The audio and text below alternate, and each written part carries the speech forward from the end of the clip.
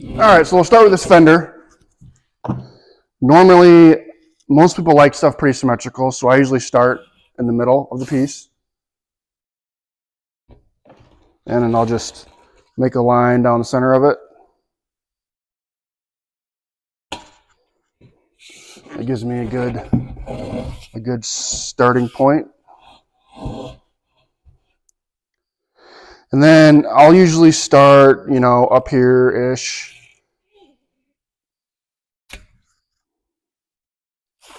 And you just use your fingers, slowly follow it around. It helps if you have a layout in your mind already. You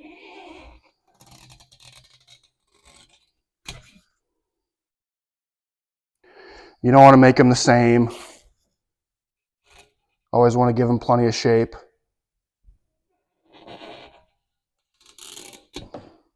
And this probably looks easier than it is. I've done it a lot. And I always like to do crossovers, so you just drag it over across the middle.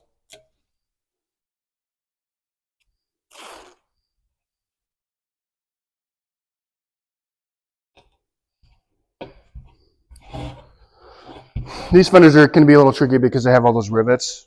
So I'll usually just do that design and then bring something up here like this.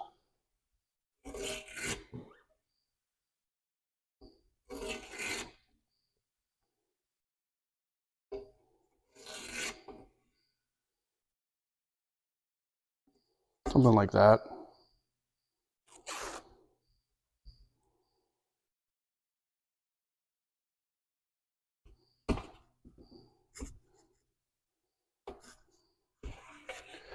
So since we're hand pinstriping these flames, you want to go through, take your razor blade, and because these lines are going to be hand pinstripes, so we don't need those lines, the tape lines in there, so you just want to cut those out.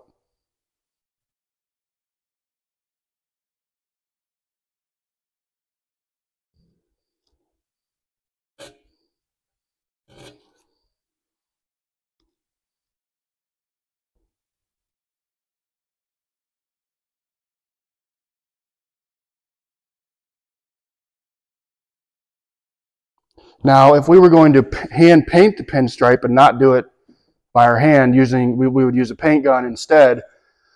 You would paint whatever color this part is. Let's say this was going to be a purple pinstripe. This part would be painted purple instead of black.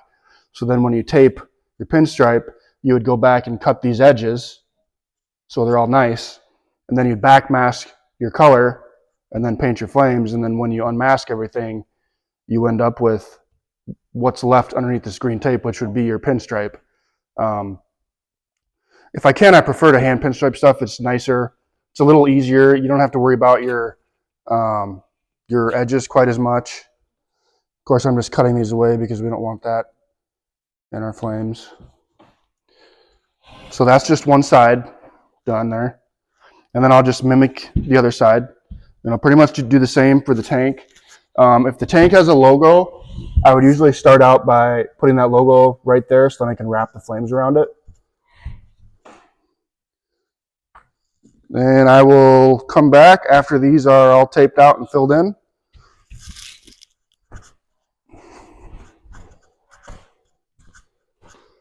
All right, so here's the fenders after I got them done. It took me about 6 hours. No, I'm kidding. It took me about probably 45 minutes to lay them both out and then backmask them all. The first flame job I did probably took me 7 or 8 hours just to do the flame layout itself. So, but there's the layout for that, and now it's time for the tank.